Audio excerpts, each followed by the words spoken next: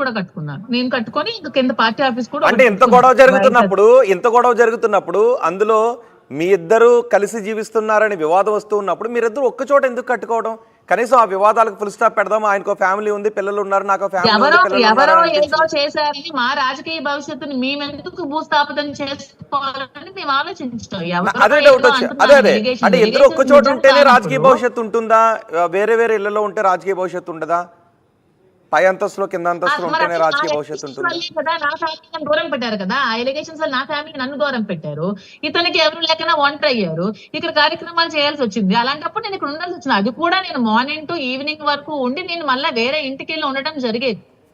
నేనే అక్కడ కంటిన్యూస్ గా ఉండిపోవడం కూడా లేదు, కన్స్ట్రక్షన్ టైంలో వెళ్ళడం ఉండడం జరిగేది. ఇది జస్ట్ ఒక ఫ్రెండ్లీ నేచరేనండి. దీన్ని ఆవిడ పెద్ద సాగదీసి పెద్ద సినిమా చేసి పెద్ద స్టంట్ చేసిందండి. దయచేసి ప్రజలందరూ అర్థం చేసుకోండి. మీకు అందరికీ ఇప్పటికే రిక్వెస్ట్ చేసుకోండి. నన్ను చాలా మంది సపోర్ట్ చేశారు, మిగతా వాళ్ళు కూడా నేను చెప్తున్నాను, దయచేసి అర్థం చేసుకోండి. ఆమెకి డబ్బు అపేక్ష, రాజకీయ అపేక్షతో ఆమె భర్తను చాలాసార్లు చంపాలని ట్రై చేసింది. పాపం ఎలా చంపాలని ట్రై చేసిందండి? ఆమె డంబుల్తో ఒకసారి అతను కొట్టిందండి, డంబుల్తో కట్టింది. అతను కొద్ది రోజులు తనకి ఫ్రాక్చర్ ఒకటి, తలకు దెబ్బ తగిలింది కూడా చాలా రోజులు. డంబుల్తో కొట్టడం, పడుకునేటప్పుడు ఒకసారి పిల్లో తల మీద పెట్టిందంట. పిల్లో తల మీద పెడితే ఊపిరి ఆడక చాలా రోజులు పాపం కింద నలిగి కింద రూమ్ లో డోర్ లాక్ చేసుకుని పడుకునేవాళ్ళు. ఒక లాయర్ కి ఫోన్ చేసి ఫుడ్ లో పాయిజన్ పెట్టమని చెప్పిందంట. పార్టీకి ఇన్వైట్ చేసి ఫుడ్ లో పాయిజన్ పెట్టండి అని చెప్పిందంట ఒక లాయర్ కి. ఆ లాయర్ ఏమో భయపడి సార్ కి ఫోన్ చేసి, సార్ మీకు ఇలా ఫుడ్ లో పాయిజన్ పెట్టమంటున్నారని చెప్తే అప్పుడు భయపడిపోయి అప్పుడు అలాంటి విషయాలు నాతో ఫ్రెండ్లీగా షేర్ చేసుకునేవాళ్ళు. అప్పుడు ఆవిడ అవన్నీ తట్టుకోలేక ఇలాంటి బద్నాం చేసి ఒక రోజు ఇంటికి అతను వెళ్తుంటే ఇంటికి లాక్ చేసి ఇంటి నుంచి బయటకు వెళ్ళిపోయి విపరీతంగా మెసేజ్లు పెట్టి, నువ్వు ఇంటికి వస్తే నీకు చంపేస్తాం, నరికేస్తామని అందరు కూతులతో సహా మెసేజ్లు పెట్టి అతన్ని గెంటేస్తే టికెట్ వస్తుంది అని. అంటే అతను గెంటేసి బ్యాక్ చేసి అతన్ని గెంటేస్తే టికెట్ మాకు వచ్చేస్తుంది, మేము రూయిన్ చేయాలని. ఈవిడ ఏమండి నిజంగా భర్త మీద ఆలోచన ఉంటే టికెట్ తీసుకుంటారండి?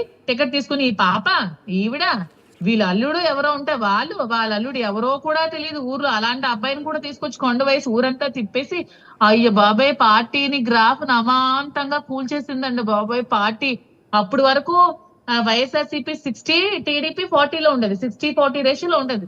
నేను గడప గడప చేసినప్పుడు 60-40 రేషియోలో అమాంతం టెక్కలు ఇంకా గెలుపు ఖాయమని వచ్చిన టైంలో ఈవిడ ఎంట్రీ మొత్తం నాశనం చేసేసి పార్టీని ఎంత వరస్ట్. ఎందుకంటే ఆ కార్యకర్తలందరూ చెప్తుంటారు, ఏ కార్యకర్తకి తిట్టడమే, ఏ కార్యకర్తకి వరస్ట్ అన్పార్లమెంటరీ లాంగ్వేజ్ తో తిడుతుంది, ఏ ఒక మనిషికి ఏ రోజు ఒక మంచినీళ్ళు గాని ఒక టీ గాని ఇచ్చిందని ఎవరికి తెలియదు. Rude behaviour. ఇప్పటికీ ఆమె ఆస్తి కావాలని అడుగుతుంది, అందుకే ఆ ఇల్లు ఇచ్చేసి ఎక్కడికి వెళ్తావో వెళ్ళిపో, ఎవరితో వెళ్తావో వెళ్ళిపో అని అంటుంది. ఓకే, డబ్బులు పెట్టుకుంటున్నప్పుడు అప్పటికి కూడా పాపం ఏమండి శ్రీను గారు మంచితనం మీరు అర్థం చేసుకోండి. ఇల్లు గెంటేసింది కదా, ఇల్లు గెంటినప్పుడు అతను అక్కడ కూడా వెళ్ళగలరు కదా, ఇది నా ఇల్లు నువ్వెవరన్నా, అతను స్వాజితం కదా, అతని పేరు మీద ఉన్న ఇల్లు. ఒక 8 కోట్లు ఎంతో కష్టపడి ఖర్చు పెట్టి ఆ ఇల్లు కట్టుకున్నారు.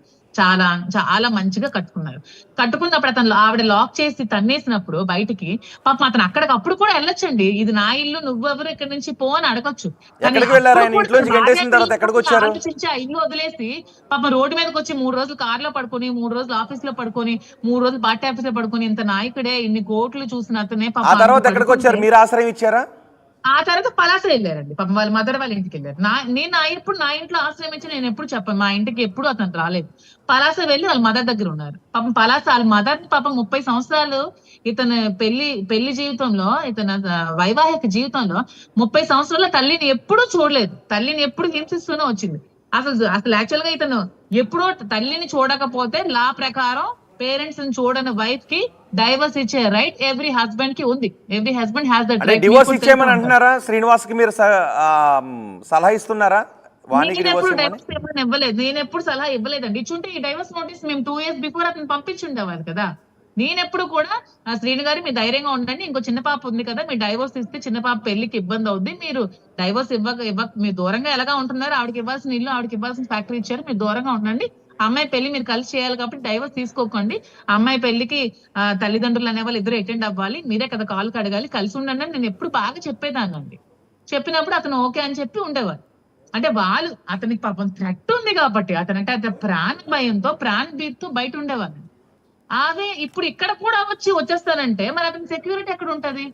నీకు 8 కోట్లు ఇల్లు ఇచ్చి ఇంకొకరు నా సహాయంతో వాళ్ళ తమ్ముడు సహాయంతో కట్టుకున్న ఇంటికి కూడా నువ్వు వచ్చేస్తానంటే అతనికి సెక్యూరిటీ ఎక్కడ ఉంటది? ఇక్కడ కూడా వచ్చి ఇతను చంపేస్తే ప్రాణం కంటే ఇంక ఏం ఉంటదండి? ప్రాణం కంటే ఈ విలువైంది ఏముంటది? ప్రాణం ఉంటేనే కదా మనం ఏదైనా చేయగలం. అంటే 30 సంవత్సరాలు వాళ్ళు కలిసి ఉన్నారు. నిజంగా వాణ్ణి చంపేయాలి అని అనుకుంటే నిజంగా అది ఎప్పుడో చంపేసి ఉండేవారేమో. కానీ వాళ్ళిద్దరి మధ్య జరిగిన ఏదో చిన్న చితక గొడవలో కొట్టుకోవడం, అలా తిట్టుకోవడం, కాదు, చంపే కింద చూడాలా?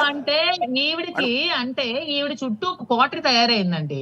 ఒక కోటరీ తయారయ్యి శ్రీని గారికి ఎందుకు రాజకీయంగా మీరు చెయ్యాలి, మీరు రండి అని ఒక పనికిమాలిన కోటరీ ఒక 5 మంది ఆవిడ దగ్గర ఉంటారు. వాళ్ళు చెప్పుడు మాటలు విని అప్పటి నుంచి ఆవిడ అంటే ఇతను ఉంటే నేను రాలేను కాబట్టి ఇతను చంపేద్దామని అంటే డిసైడ్. భర్తను చంపేయమని దువ్వాడ వానికి సలహా ఇచ్చే కోటరీ ఎవరుంటారు?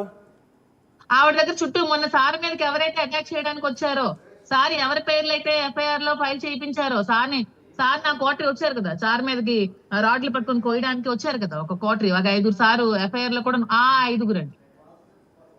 మిమ్మల్ని కూడా ఎప్పుడైనా భయపెట్టారా? ఆ 5 కూడా వాళ్ళకి 5 కూడా వాళ్ళ జోబులో 10 రూపాయలు కూడా ఉండదు. వాళ్ళు ఈవిడ ఏదో ఇచ్చే ఓ 10 రూపాయలకి 20 రూపాయలకి ఆశించి ఈవిడ దగ్గరకు వస్తుంటారు. అలాంటి కోటరీని పట్టుకొని వాళ్ళు చెప్పుడు మాటలు విని చాలా చేసేదండి.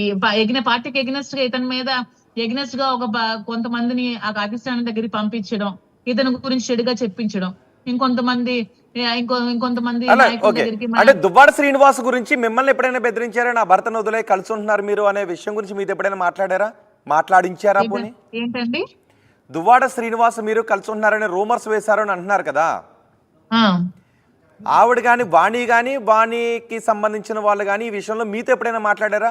శ్రీనివాసను వదిలేసి ఇప్పుడు వాళ్ళు అసలు they are equal to my food. వాళ్ళు మా ఇంటి దగ్గరకు వచ్చే అర్హత కూడా వాళ్ళకి లేదు.